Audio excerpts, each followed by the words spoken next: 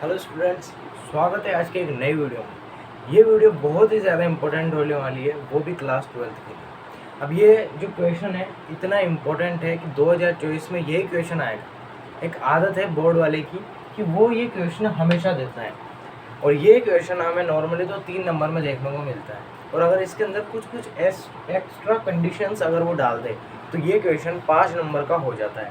ठीक है, क्वेश्चन है उससे भी मैं अगली वीडियो में करवा दूँगी। आज हम समझते हैं बायो सावर्ट का नियम। तो बेटा इस नियम में होता क्या है कि सबसे पहले तो सर एक चालक तार लेते हैं, जिसमें धारा I प्रवाहित हो रही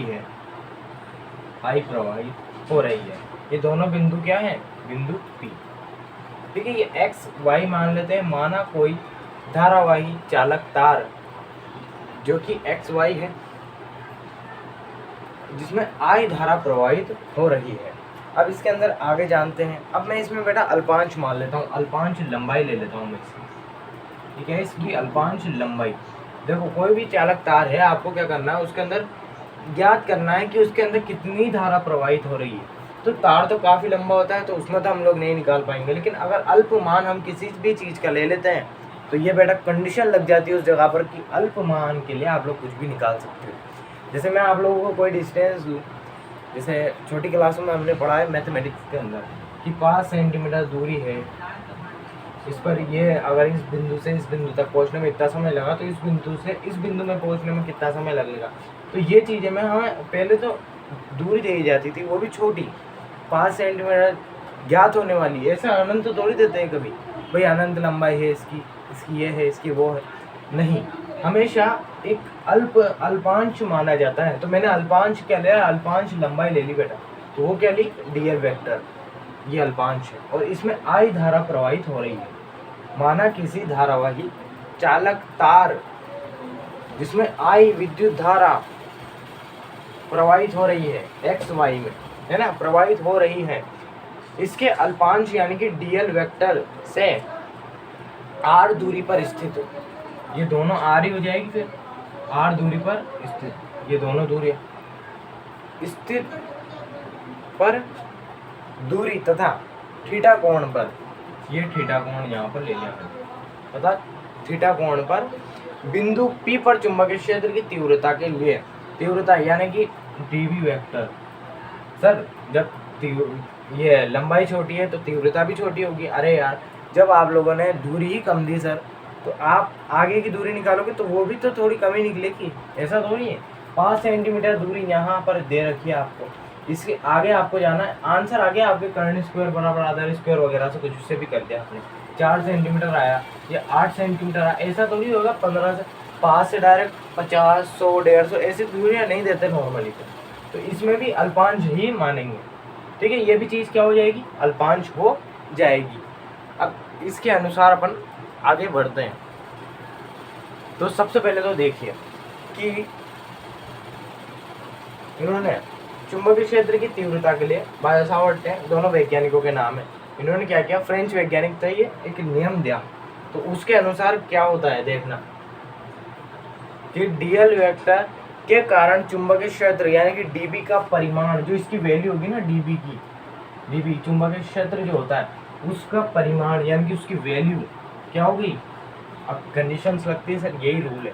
काफ़ी सीधा रूल है, पर बच्चों को इसलिए डर लगता है क्योंकि ये 1-1.5 पेज में आता है, इसलिए उन्हें अजीब लगता है कि यार बहुत बड़ा रूल होगा। नहीं, कुछ भी नहीं है इसमें। देखो मैं क्या कह रहा हूँ कि डीबी वेक्टर, जो डीबी वेक्टर होता है वो लंबाई के धारा के समानुपाती होता है। डीबी वेक्टर यानी कि चुंबकीय क्षेत्र लिख दूँ, डायरेक्ट लिख देता हूँ। चुंबकीय क्षेत्र यानी कि डीबी वेक्टर किसके समानुपाती होता है? उसमें प्रवाहित यानी कि चालक तार में प्रवाहित धारा, सर धारा क्या? I के समानुपाती होता है, समानुपाती होता है। यानी कि जो डीबी वेक्टर होगा वो समानुपाती हो रहा है धारा को। धारा फिक्स है, धारा में कोई मैंने अल्पांश नहीं माना, धारा तो वेरे ही है यार, धारा का क्या अल्पांश मानूंगा। ठीक है, तो पहली चीज़ तो ये। सेकंड चीज़ क्या होती है? लंबाई के यानी कि डीएल के। अब चुंबकीय क्षेत्र भी उतने का होगा, जैसे मान लो मैंने इतना सा लिया, ये क्या होगी, इसकी आर त्रिज्या हो गई ना, तो ये त्रिज्या को ना लेकर यहाँ किसको ले लिया, एल को, तो किसके समानुपाती होती है ये, डीएल के, यानी कि लंबाई के, अल्पांश लंबाई के समानुपाती। कौन, चुंबकीय क्षेत्र, यानी कि डीबी वेक्टर का परिमाण ही है,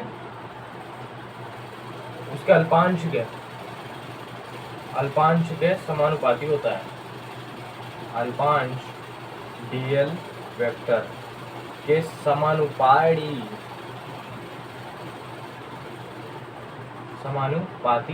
होता है। तो चलो लिख देते हैं इसको भी शॉर्ट में कि डी बी वेक्टर समानुपाती किसके, ये परिमाण क्या होता है बेटा, ये ध्यान रखना है आपको। परिमाण इसलिए लगाया जाता है कि ये चीज सदिश राशि नहीं मान रखी है अपन ने लंबाई को इस जगह पे, ठीक है, क्योंकि ये जो अल्पांश लग जाते हैं ना, इससे क्या हो जाता है, वो खत्म हो जाता है। इसके बाद तीसरी कंडीशन आती है। तीसरी कंडीशन में क्या होता है, इसका जो कोण बनेगा ना बेटा, थीटा कोण, या नॉर्मली क्या बोलेंगे उसको, जिया, कोण की जिया, यानी कि साइन थीटा वगैरह। तो मैं क्या लिखूंगा यहाँ पर, चुंबकीय क्षेत्र यानी कि डीबी वेक्टर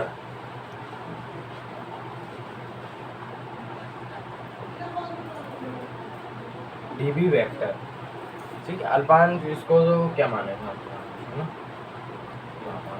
लगा दो, नहीं तो लगाना चाहो तो कोई इसमें नहीं है इसका, ठीक है। अब लिखते हैं इसमें कि मध्य का कोण, देखो ये है ना डीएल वेक्टर व आर वेक्टर के मध्य कोण यानी कि थीटा से बनने वाला जो कोण होता है ना, उसकी जिया, कोण की जिया यानी कि सर साइन के समानुपाती होता है, पाइडी होता है, ठीक है। तो डीबी वेक्टर बराबर साइन थीटा। अब एक चौथी और लास्ट कंडीशन आती है, यही आप लोगों के ना एग्जैक्ट पेज में कराता है टीचर, ठीक है। तो इसको बड़े समझने की भूल ना करें, बस इस तरह से याद रखें कि जो चुंबकीय क्षेत्र होता है ना, वो धारा के लंबाई के साइन के समानुपाती और उसके दूरी के वर्ग के व्युत्क्रमानुपाती होता है। मैं लिखा देता हूँ अभी, अल्पांश डीएल वेक्टर से दूरी के वर्ग के जो है क्या होता है, ये व्युत्क्रमानुपाती होता है। बात समझ में आ गई बेटा? अब इसके बारे में आगे समझते हैं, सुनो। व्युत्क्रमानुपाती होता है 1/r²। सर अब इसको एक तरीके से संयुक्त रूप में लिख देते हैं, बस यही क्या है, बायोसावर्ट का नियम है। तो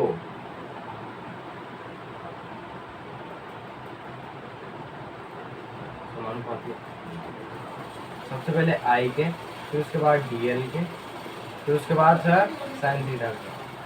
अच्छा ऐसे समझते चलना आपको। इसके भी सर जब भी समानुपाती का निशान होता है तो वहाँ पर एक नियतांक आ जाता है, यहीं पर हो जाएगा ये क्वेश्चन आराम से। आपके 3 नंबर का मामला है, εn/4π। ये इसका क्या होता है, मान होता है, एक नियतांक ही है। इसका मान कितना होता है अभी बता देंगे हम। तो यहाँ लिख दोगे I DL vector sine theta upon r²। बात समझ में आ जाएगी यहाँ।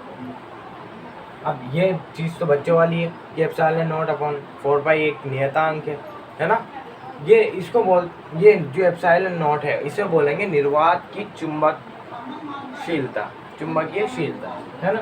अब ये पूरा मान क्या होता है इसका, बस ये दिखा देता हूँ। ये होता है 10⁻⁷। इसको हल करने पर जो हमें प्राप्त होता है, इसको नॉर्मली याद किया जाता है टमा, ठीक है। टमाटर बहुत महंगे हो रहे हैं अभी, उससे भी याद रख सकते हो टमा, है ना। ये याद करने का तरीका है, ठीक है। टेस्ला, मीटर, एम्पियर ये ऐसा होगा, पर ऐसे याद रखें आपको, ठीक है। तो ये बहुत ही इम्पोर्टेंट क्वेश्चन है जो कि यहाँ पर पूरा कंप्लीट होता है, ठीक है। तो याद रखें आप लोग इस क्वेश्चन को, क्योंकि ये 2024 में आने की संभावना इसकी काफ़ी ज़्यादा है बच्चों। ये बहुत महत्वपूर्ण क्वेश्चन है, इसे अच्छे से समझ लीजिए, रट लीजिए, कुछ भी कीजिए पर इसे याद जरूर कीजिए। अब मैं सोच रहा हूँ कि वीडियो एक और बना ली जाए और उसके अंदर हम कुछ क्वेश्चंस देखें, ठीक है। तो ये नियम आप लोग याद रख ले, रट ले इसे। Thanks for watching.